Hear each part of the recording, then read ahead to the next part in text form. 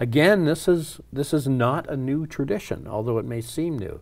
So there is a legend, a Christian legend, that states that on the night Christ was born, every tree in the world blossomed with joy and bore fruit.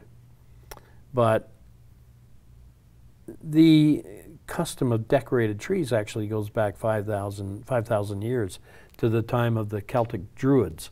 Now the Druids were part priest, part philosopher, part historian. They were the people who 2,000 years before Christ, a lot of people believe were responsible for creating Stonehenge.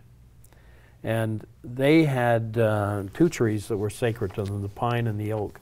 And at the time of the winter solstice, they would decorate them with candles, apples, and with cake.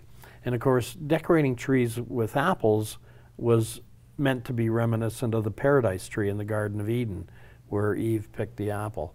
And so that tradition of apples on a tree was ultimately replaced by round glass bulbs. Okay, so I get the apples, I get the candles. Yeah. I don't get the cake. Well, it was just the custom of the time. You know, that it's one of those customs that have disappeared, fortunately.